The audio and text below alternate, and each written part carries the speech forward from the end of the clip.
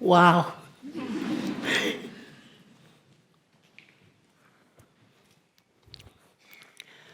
Kapakut merangi tamulpa, ina garwi damis ngal panabi kutapa, ina kapu mabai gal tatabi gagatao. Good afternoon to you all, one and all, lovely people of this nation of ours, Australia. If it was just you and me, guided by old ways, words would come to me in their own time. Knowledge was implanted in me to share with you. But today, we will try to tell this story in just 15 minutes. Nguzunel Togaya McRose Elu, ngai kadalo augadalai, Nguzukawa nel Saibai, Gagat, North Queensland. My name is Saibai McRose Elu. I am a descendant of the Saibai Kadal chieftain clan in the top western islands of the Torres Strait, called Saibai in far North Queensland. Climate change is in my bloodline. My father sensed the seawater rising decades ago and foretold what was coming. Scientists have now caught up and are predicting that our people have less than 30 years left on Saibai. This loss cannot be measured. It is unspeakable. Everything comes from our land, the seas and skies. She is our mother. Our talk today is about how we overcome the challenge. Our solution requires both of us, your laws and mine. Our law understands that everything is interconnected. Ignoring this is what got us into this climate catastrophe. So now I need you to listen to me. In our culture, we have Yagis tanneries. It means silence conversation. My father taught me this is how you relate to people. In Yagi tanneries, you just do not answer. You sit very still, listen and observe. My father would tell stories where we had to later learn in life what the meaning was. Once when I was a little girl, on the deck of a boat to Thursday Island, we saw a beautiful rainbow. I asked my father, "What is that?" And he called all my brothers and sisters, and we sat around him. He said to us, "There are so many beautiful colors in this world. You will witness those colors. You will embrace them. You will learn about them. You will ask questions about them. Always sit and observe. Whatever happens, do not be judgmental." Years later at school in Melbourne, a girl wanted to touch my hair, and I didn't want her to. It's not allowed in our culture. She called me a boom. She pinched me and shoved the soap into the palm of my hand and told me I was dirty. It was only there then that I realized the color of my skin, I put the soap bar back in her mouth. How about that?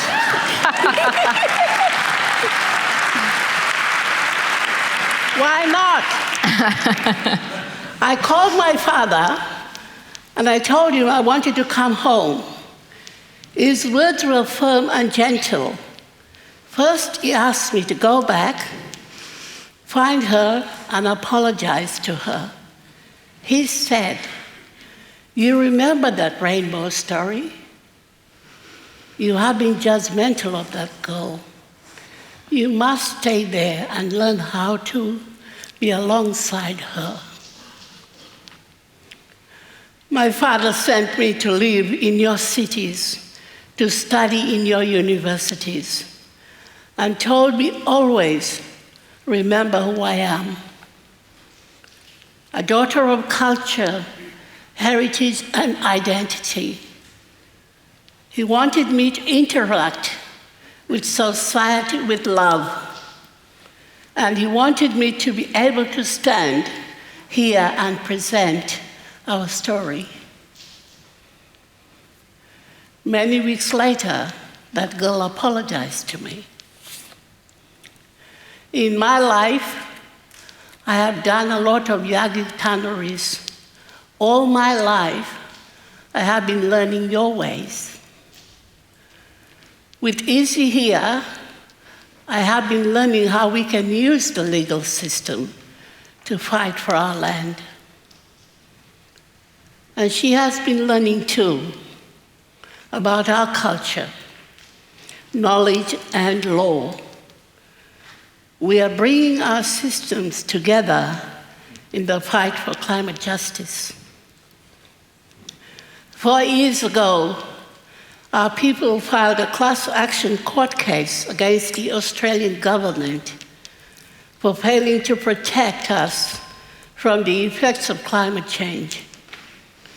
My brothers, Paul and Pabai, the plaintiffs, nominated me as an elder to guide the court process, to stand between your laws and ours, to translate and guide in the best way possible. I take this responsibility with great honor. If we win, the government could be ordered to stop climate pollution much more quickly, giving us all a chance in the face of climate change. We want a precedent that gives us in the Torres Strait and everyone around the world a chance to remain connected to our motherland.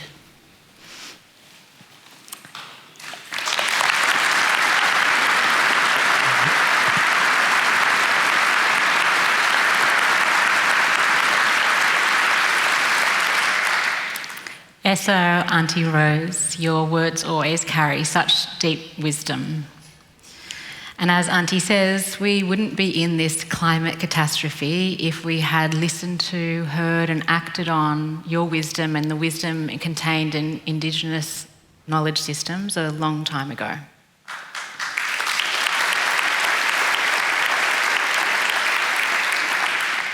As I've learnt from Aunty, in Indigenous law, everything is defined in relationship to each other, to the earth, to the universe. Everything is interconnected and everything is cared for. In our legal system, almost everything is defined by what a person owns.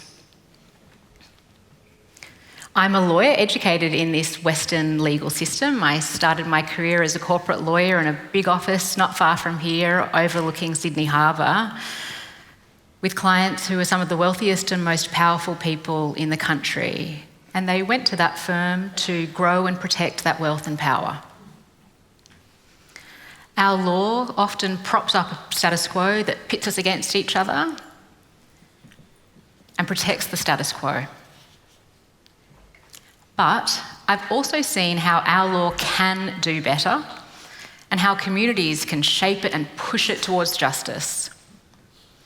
I've been inspired by another Torres Strait Islander leader, Uncle Koiki Mabo. He pushed the law to catch up. Thanks to him, in the 90s, the court finally recognised that Australia was not an empty land before colonisation and laid the legal foundations for a more just society.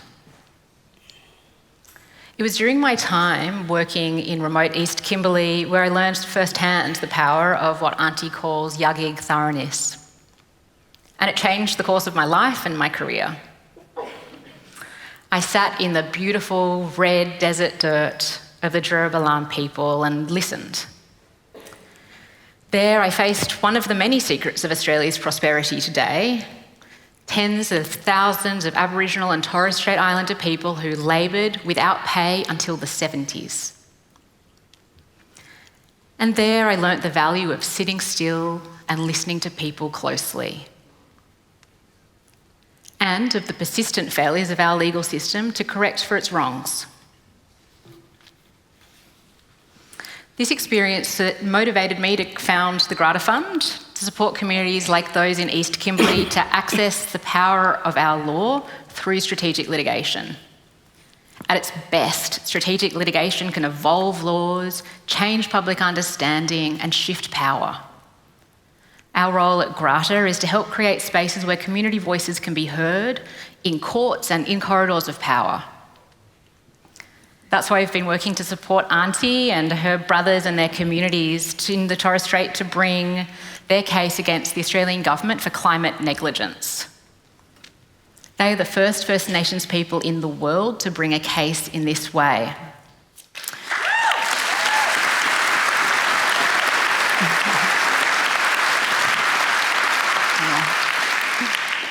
Their case is making global climate history. My role in this journey has been to help connect Western law with Indigenous law and to ensure that First Nations wisdom both informs and fundamentally reshapes how our systems understand and respond to this crisis. Right now, we await the decision from the judge. It could come any day. But I have to say, over these years, the hearings have made me furious. I was enraged at the Commonwealth barrister as he questioned our island witnesses on why they didn't have data on the decreasing of dugongs. For details on our ancestors' cause of death, he asked us why we have no graphs on changing bird migrations. Hey, look out. He tried to use our oral histories against us. He made it about your law against ours. It reminded me why I studied law but chose never to practice it.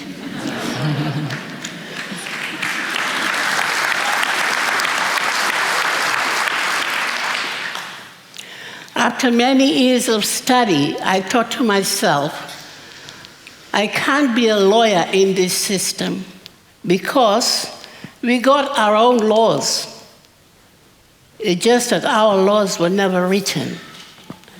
Instead, I went to Hawaii to research a PhD on the customary law that centers knowledge passed in the paramedical structure. It was the first PhD to be fully written in my mother tongue, Kalau Kawauya.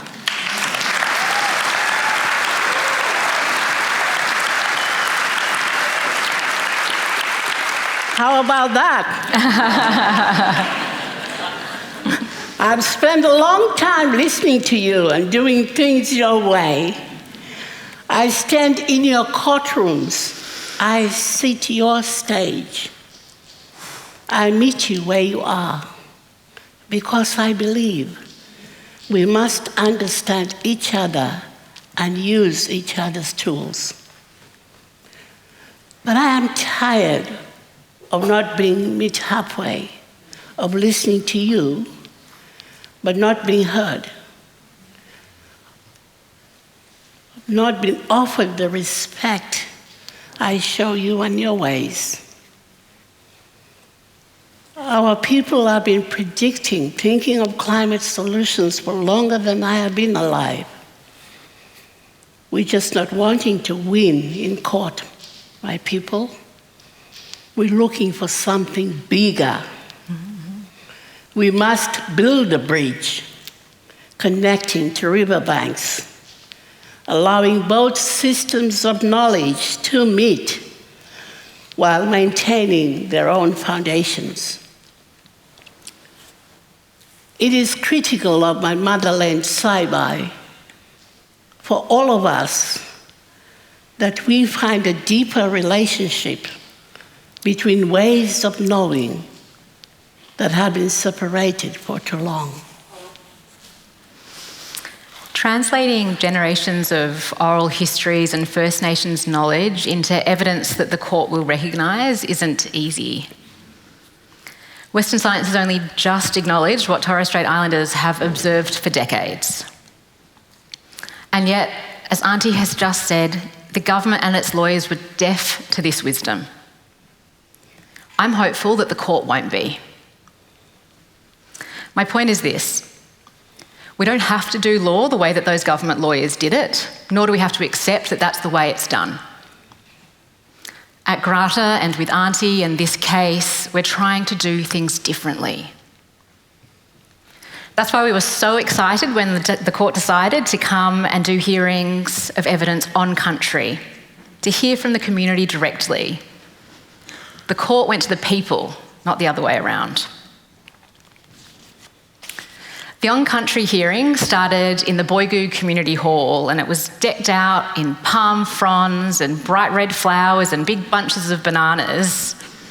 It was a far cry from the air-conditioned courtroom that I think the judge and lawyers were used to. The judge wore a navy t-shirt, some khakis and sandals. And when he arrived, elders presented him with a vivid green leaves as a symbol of peace. As the waters rise around the Torres Strait Islands, what's at stake is more than just land. It's identity, culture, spirituality, knowledge systems and homes that have sustained people for thousands of years. Aunty Rose's brothers, Uncle Pabai and Uncle Paul, have spoken of this crisis as a form of cultural genocide, the slow erasure of an entire way of being. During big king tides, children now wade through knee-deep water just to get to school. The path of loss that we are on is unspeakable as we face losing even more of the deep wisdom contained within First Nations knowledge systems. The unprecedented catastrophe of the climate disasters we face demands an unprecedented response from the Western systems that have created it. With this case, we are building that bridge between two systems of knowledge. We're asking our legal system to catch up. It shouldn't take a lawsuit for the government to protect its citizens from climate disaster. But what I've learned is that we have to be in it if we want the law to work for us. The legal hurdles to climate accountability are significant, but they're not insurmountable. When we bring cases, we can push the law to meet the reality of the challenges that we face today. As Aunty has said, winning in court is important. But as we wait for judgment, we're looking ahead to something deeper, a meaningful relationship between ways of knowing that have been separated for far too long. And for that, we need everyone. We need to move fast on climate, but we also must slow down enough to learn from the wisdom offered by the oldest continuing living knowledge systems on Earth right here at home.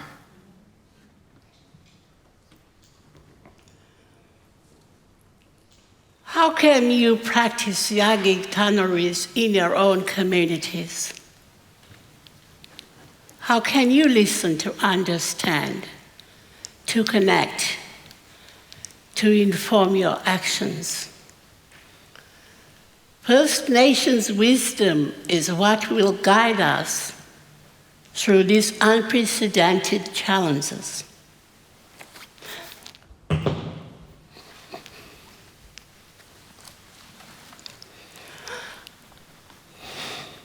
The question I have for all of you is, would you like to join us?